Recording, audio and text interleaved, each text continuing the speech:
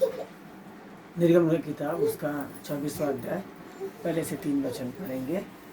फिर उसने मूसा से कहा, तू हारून, नादाब, अबीहू और इसराइलियों के 70 पुरनियों समेत यहोवा के पास ऊपर आकर दूर से दंडवत करना। केवल मूसा यहोवा के समीप आए, परंतु वे समीप न आए और दूसरे लोग उसके संग ऊपर न आए। मूसा ने लोगों के पास जाकर यहोवा की सब बातें और सब नियम सुना दिए। तब सब लोग एक स्वर में बोल उठे, जितनी बातें यहोवा ने कही है उन सब बातों को हम मानेंगे। प्रार्थना करेंगे। प्यारे प्रभु जी, मैं धन्यवाद करता हूँ पिता इस समय इतने में प्रभु तेरे वचन के अनुसार आज 24वें दिन 24वें अध्याय प्रभु जी मुझ निर्बुद्धि निर्गानी को प्रभु की सभी छिपा कर तू स्वयं तेरे आत्मा में समा कर तू बातें कर। छोटी सी प्रार्थना प्रभु यीशु मसीह के महान नाम से मैं मांगता सुनो प्रभु का आमीन। पिता पुत्र पवित्र आत्मा तेरे प्रभु की आशीष तुम पर, तुम्हारे परिवार, तुम्हारे कामकाजों पर सदा सर्वदा बनता रहे आमीन। प्रभु की महान कृपा से परमेश्वर ने हमें 24वें दिन और 24वें अध्याय को ध्यान करने का मौका दिया, इसलिए हम प्रभु को शुक्रगुजार हैं। आज का जो ध्यान करने का दिन है वो अपने ज़िंदगी को याद करने वाला दिन है। यानी तुम किस ज़िंदगी में चल रहे हो, हाँ, क्या वो ज़िंदगी ठीक है तुम्हारे लिए या नहीं है तुम्हारे लिए, ऐसे याद करने का दिन है। सबसे पहले आज हम देखेंगे कि मूसा, सबसे पहले आप लोगों को एक बात मैं आप लोगों को बताऊंगा, उसके बाद मैं 24वें अध्याय में जाऊंगा। मूसा जो है निर्गमन की किताब में यहोवा परमेश्वर की कही हुई बातें लोगों को वो कहता था। और जैसे मैंने पहले दिन ही बताया था कि मूसा ने 5 किताबें लिखी है, उत्पत्ति से लेकर व्यवस्था विवरण तक 5 किताब लिखी है।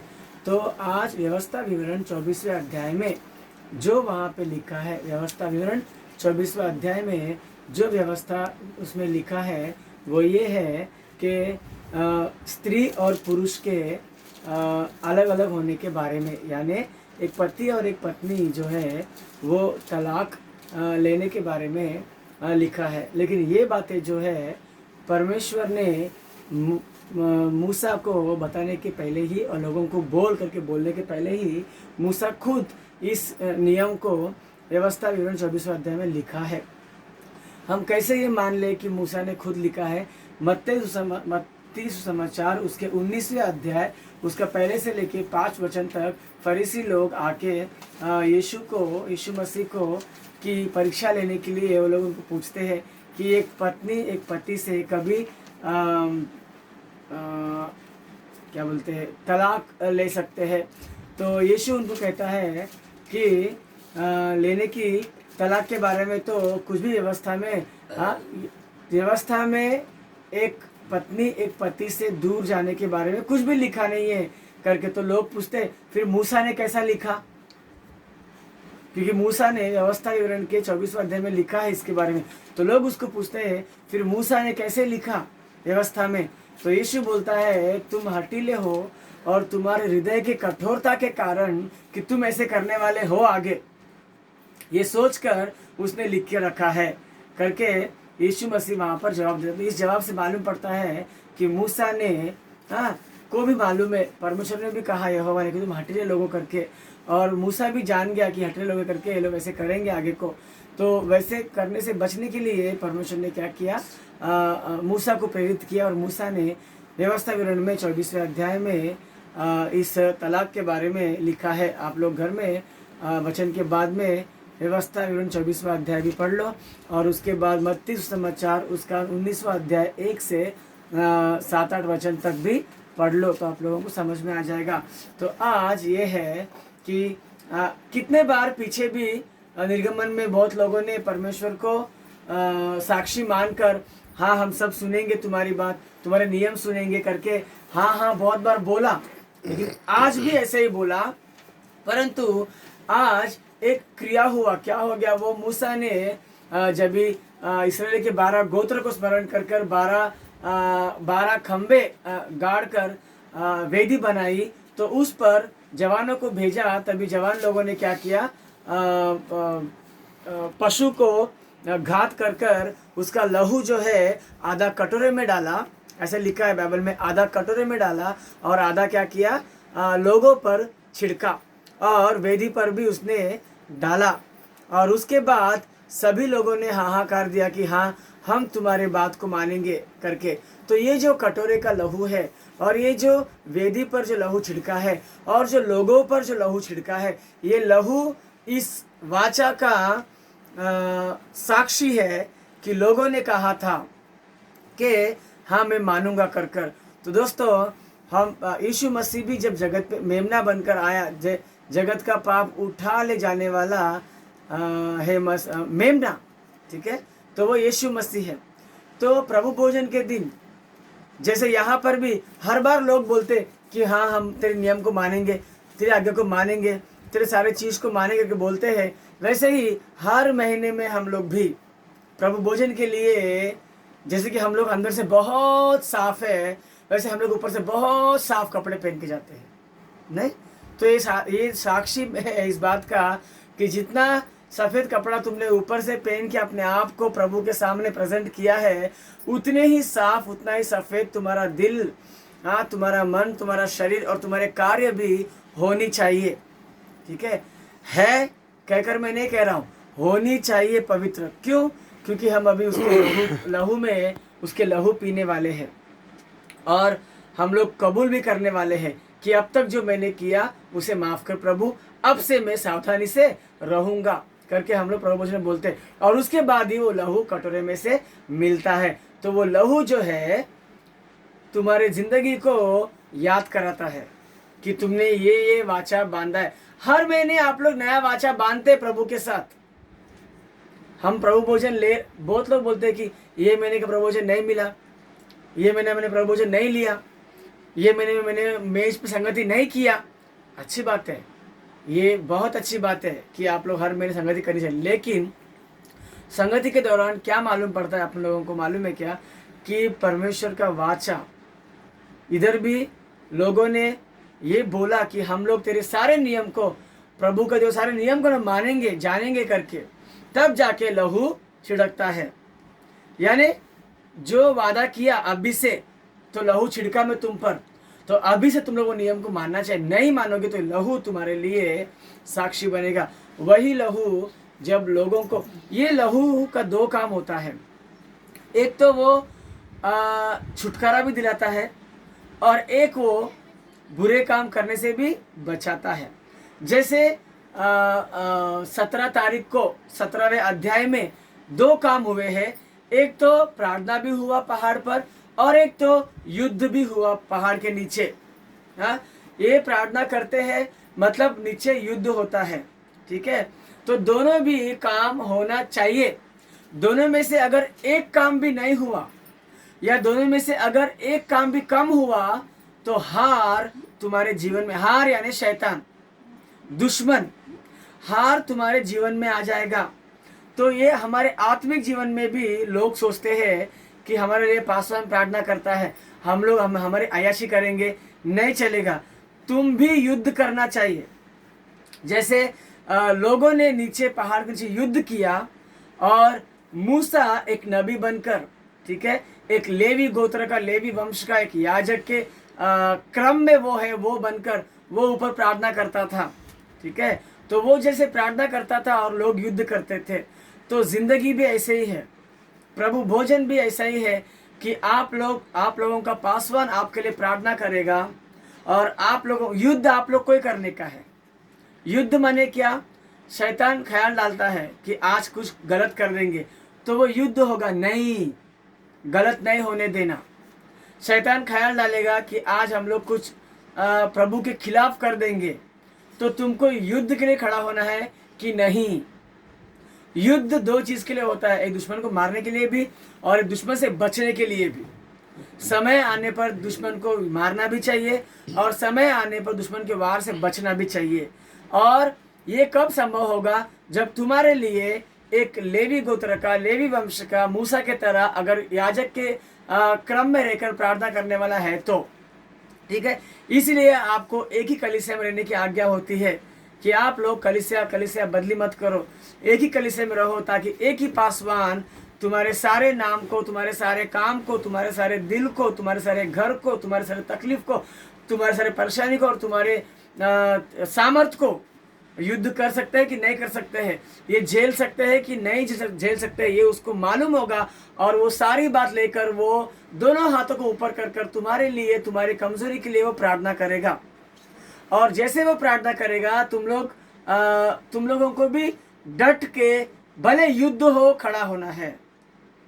घोड़े को जब भी घोड़े पर बैठकर जब भी युद्ध करने के लिए घोड़सवारी तलवार पकड़ के दौड़ता है तो सामने से भी घोड़ा आता है और सामने से भी घोड़ा जाता है, लेकिन सामने वाले आने के घोड़े पर बैठे हुए लोग का तलवार देखकर घोड़ा पीछे का रुख नहीं मोड़ता, वो आगे ही दौड़ता है। तो हमें भी आगे ही युद्ध करना है। इस्राएली लोग भी कभी युद्ध नहीं किए थे दोस्तों, वो पहली बार ही उनका युद्ध था अमोनियों के साथ, ठीक है। तो वो लोग भी पीछे नहीं हटे, वो लोग भी आगे ही आगे चलते, क्योंकि परमेश्वर हमारे साथ है और प्रार्थना करने वाला प्रार्थना कर रहा है। इसके लिए यहाँ इस अध्याय में भी मूसा उनके लिए प्रार्थना कर रहा है, उनके लिए बलि दे रहा है, उनके लिए लहू छिड़का रहा है, उनके लिए वेदी बना रहा है और उनके लिए उनको मनवा रहा है कि हम प्रभु की आज्ञा को मानेंगे, हम प्रभु के नियमों के अनुसार चलेंगे। ये सिर्फ बोलने से नहीं होगा, इसका कोई साक्षी होना चाहिए, ताकि जब तुम गलत करो तो तुम पर दंड की आज्ञा हो, एक गवाह हो। और वो लहू जो है वो लहू गवाह है, यानी अभी पक्का हो गया, लहू गया मतलब पक्का हो गया, ठीक है। तो हर महीने में हम लोग प्रभु के लहू में वाचा बांधते हैं और हर महीने में हम लोगों को हर महीने में हमको प्रभु भोजन के वक्त आकर सबसे पहले गलतियों को मानना चाहिए, ठीक है। मानने से क्या हो जाएगा, जो लहू अपने चौखट पे और चौखट के दोनों आलिंगनों पे चिन्ह बना के रखा था, तो उनको मरने से रोक कर वो मरण दूत जो है लांग कर चला गया। तो वैसे आप जब भी प्रभु के मेज के पास बैठते हो तो आप लोग न मरे, इसके लिए आप लोगों को कबूल करना, सबसे पहले कबूल करना चाहिए। तो कबूल करते ही जो पिछले में जो लहू प्रभु का तुम में जो बह रहा होगा वो तुम्हारी रक्षा करेगी। और अब जो तुमको दोबारा अभी कबूल करने के बाद और प्रभु का नियम मानूंगा ऐसे बोलने के बाद जब आप लोग कबूल करोगे, तब तुमको कटोरे में का लहू दिया जाएगा और वो लहू जो है तुम्हारे जो तुमने कबूल किया उसका गवाही होगा। और कबूल किया उसके अनुसार तुम लोग को जिंदगी में चलना पड़ेगा। ये इतना बड़ा क्या है, नियम है, साइकिल है, ठीक है। गवाह भी वहां पर लहू है। तो मूसा को भी परमेश्वर यहोवा मारने के लिए वो जाता है। तब उसकी पत्नी सिप्पोरा क्या करती है, एक तेज पत्थर लेकर उसकी खतना करती है और कहती है कि अब तू मेरे लिए लहू बहाने वाला पति बन गया। और तब वो लहू का नाम जब भी वहां पर होता है और वो देखकर मारने वाला परमेश्वर भी जो कुछ काम करने को आया था वो बिना काम किए ही पीछे लौट गया। तो वैसे ही यहाँ पर पशु को बलि देकर लहू निकालकर, लहू कटोरे में डालकर और लहू लोगों पर छिड़काकर, उन जो लोगों ने कहा कि हम लोग तुम्हारी प्रभु के नियमों को मानेंगे, जानेंगे, समझेंगे और उसके अनुसार करेंगे, उसके बाद ही आगे का कार्यक्रम चला। उसके बाद ही प्रभु बोलता है कि मैं तुमको वाचा ये पटिया दूंगा, आज्ञाएं दूंगा। और मूसा ने भी इसे लिखा है, उसने उसकी व्यवस्था वाचा का किताब खोल के पढ़ा उनके सामने, यानी मूसा ने लिख कर खोल कर उनके सामने पढ़ा और पढ़कर सुनाया। उसके बाद लोगों ने बोला हाँ हम लोग ऐसे करेंगे करके। दोस्तों तो पासवान जब भी तुमको ये जो वाचा, ये जो व्यवस्था खोल कर तुमको सुनाता है, पढ़ाता है, समझाता है, तो तुम्हें भी ये कबूल कर सके हाँ हम लोग ऐसे कहेंगे। क्यों, जब भी कलीसिया में ऐसी मर्यादा क्यों है कि जब एक पासवान बात करता हो तभी लोग चुपचाप रहकर सुनना चाहिए, क्योंकि आप लोग हूबहू वैसे ही करने वाले हैं कल से, इसके लिए वो सुनना बहुत जरूरी है। इसके लिए जब एक पासवान बोलता है तभी लोग केवल मुंह बंद करके सुनते हैं, कोई बीच में नहीं बोलता है। जब मूसा ने भी व्यवस्था लिखी हुई व्यवस्था खोलकर उनको सुनाया, पढ़ा, तब लोगों ने चुपचाप सुनकर आखिर में उन्होंने क्या कहा, हाँ हम तेरे नियमों के अनुसार करेंगे कहा। तो इसीलिए आप लोगों को भी अगर प्रभु में आगे चलना है, यानी ये लोग अभी कनान पहुँचे नहीं, कनान यानी परलोक राज्य, और हम लोग भी अभी परलोक राज्य में पहुँचे नहीं, लेकिन पहुँचने के पहले ही हमें अपने आप को तब्दील करना है। हाँ, और उसके लहू में रहकर उसके, देखो हम लोग है ना प्रार्थना करते वक्त बहुत प्रार्थना करते हैं, प्रभु का लहू का नाम लेकर, प्रभु तेरे लहू की बाड़ा मेरे चारों ओर रख, तेरे लहू से मुझे शुद्ध कर, तेरे लहू मेरे घर के चारों ओर रख, कोरोना वायरस से तेरे लहू से प्रभु मुझे बांध के रख करके बहुत बोलते हैं। जो लहू तुमको छुटकारा देके बांध के रख रहे, वही लहू कल को तुम्हारे गलत करने पर तुम्हें सजा भी देगा, इतना याद रखना। वही लहू, जो लहू की बाड़ा से तुम लोग सुरक्षितता मांगते हो, वही लहू, हाँ, तुम जब गलत करोगे, प्रभु की बात नहीं मानोगे, तो वो तुम्हें दंड देगा, या वो तुम्हारे खिलाफ गवाही देगा, तब तुम दंड के अधीन में जाओगे दोस्तों। तो इसके लिए बच के रहो। और यहाँ पर लिखा है कि देखो, यहाँ पर लिखा है कि मूसा और 70 लोग ऊपर आना चाहिए और प्रभु के समीप आना चाहिए, लेकिन प्रभु के समीप केवल मूसा आना चाहिए। ठीक है, इसके पहले ऐसा भी नहीं था।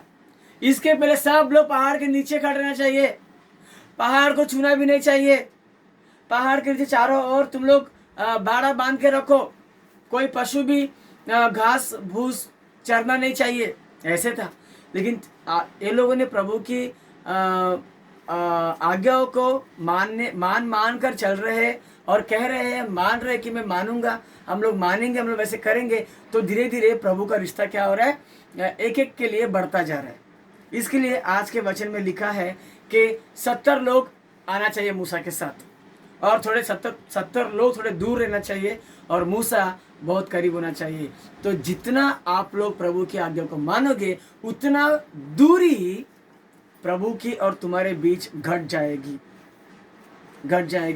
और वैसे ही और भी बढ़ेंगे, तो मूसा की तरह हम भी प्रभु के समीप जा पाएंगे दोस्तों। और इसके नीचे, सबसे नीचे लिखा है, मूसा जब पहाड़ पर गया तो बादल उसको 6 दिन तक घेर लिया, और 6 दिन हो गए, प्रभु का आवाज़ सुनाई नहीं पड़ा, प्रभु का दर्शन भी नहीं दिया। तो मूसा निकल के नीचे नहीं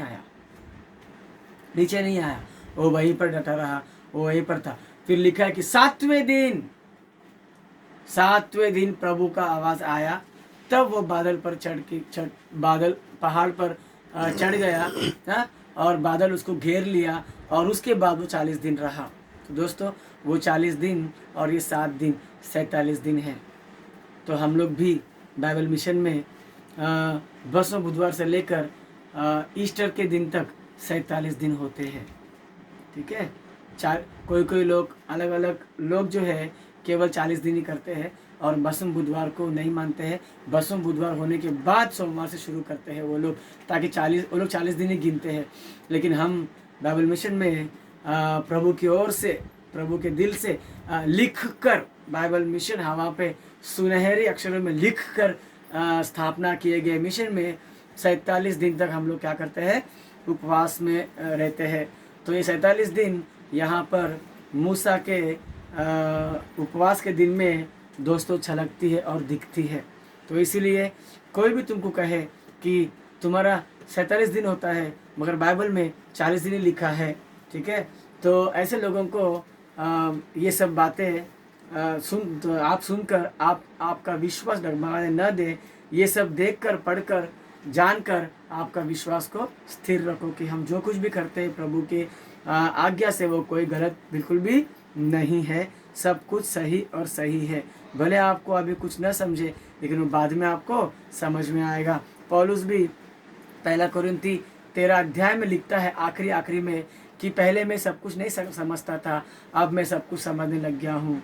ठीक है, तो उसी तरीके से एक समय आएगा जब हम सब समझेंगे, हाँ, तो वैसे हम सभी समझ जाएंगे दोस्तों। तो मैं आज आपको एक लहू के लिए ये वचन है, अध्याय पूरा, जितना आप प्रभु भोजन लेते हो उतना ही आप उसके लहू में, उसके नियमों में बंधे जाते हो। हाँ, ये मत समझे कि मैं प्रभु भोजन लिया, हाँ सब अच्छा हो गया, नहीं, अब तुमको अच्छा करना है। कबूल किया ना, और वादा भी किया ना, अच्छे से रहूंगा, और अब लहू भी लिया ना, और अब तुम्हें अच्छे से रहना है, ये तुम्हारी जिम्मेदारी है। अब तुम्हारा युद्ध शुरू होता है प्रभु भोजन लेने के बाद। तुम्हारे लिए प्रार्थना करने वाला है, परंतु युद्ध तुम्हें ही करना है। तुम्हारे घर में आपत्ति तुम ही लेकर आओगे अगर तुम युद्ध नहीं करोगे, अगर तुम शैतान को रोकोगे नहीं, अगर तुम शैतान की बात मानोगे नहीं, तो आपत्ति तुम खुद ही लेकर आओगे। जैसे ठीक इसी तरीके से, जिस तरीके से आप कोरोना वायरस के लिए सावधानी नहीं बरतोगे, ठीक है, तो तुम्हारी वजह से तुम्हारा पूरा परिवार में आपत्ति आ जाएगी। जहाँ जहाँ तुम जाएगा वहाँ वहाँ आपत्ति लेके जाओगे। वैसे ही प्रभु की आज्ञा, प्रभु के नियम को नहीं मानोगे, और प्रभु तुम्हारा पासवान प्रार्थना तुम्हारे लिए कर रहा है और तुम भी युद्ध के लिए खड़े नहीं होगे तुम्हारी ज़िंदगी में, तो आपत्ति तुम पर आएगी और तुम्हारे जरिए तुम्हारे परिवार पर भी आएगी। इसीलिए सुरक्षा रहकर, उसके वचन में चलकर, उसके आज्ञाओं में आगे बढ़ते हुए, और उसके लहू में तुमने वादा किया। सोचो कितनी बार वादा तोड़ा है। बपतिस्म लिया उस साल से आज के दिन तक कितना महीना प्रभु वचन लिया, उतना महीना सोचो कितनी बार तुमने उस लहू की अपमान की है। वादा तोड़ना मतलब उस लहू की अपमान होना। झूठी कसम खाने के लिए हम डरते हैं, ठीक है, ये लहू से वादा करते हैं हम लोग कि हम अच्छे से रहेंगे, वो लहू साक्षी है। तो उस लहू, किसकी लहू है ये यीशु मसीह की लहू है दोस्तों।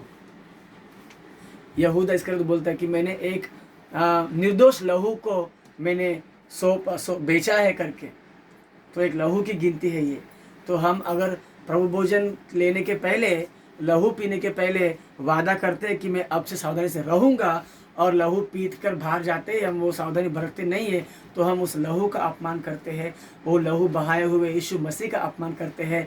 उस यीशु मसीह को एकलौता पुत्र बना के भेजा हुआ उस पिता की अपमान करते हैं, जो तुमको हर मुसीबत से छुटकारा लेकर मिस्र देश से लेकर कनान देश यानी परलोक तक लेके जाने के लिए अपना कमर कस के खड़ा है, और तुम्हारे द्वार के भीतर बाहर खड़ा है और बोलता है, जो कोई मेरी आवाज़ सुनकर खटखटाता सुनकर खोलेगा, भीतर आकर मैं और मेरे साथ वो सब मैं बैठकर भोजन करेंगे। उसकी तुम अपमान करते हो। अगर तुम अपमान करते हो, ना ही तुम्हारे घर में उसका भोजन रहेगा, और ना ही संगति रहेगा, और ना ही वो द्वार के बाहर रहेगा, और ना ही वो तुम्हारे आसपास रहेगा, क्योंकि तुमने उसके एकलौते पुत्र पर अपमान किया है। भजन संहिता 2 अध्याय में लिखा है कि पुत्र को चूमो वरना वो क्रोधित हो जाएगा। हाँ, वरना वो क्रोधित हो जाएगा।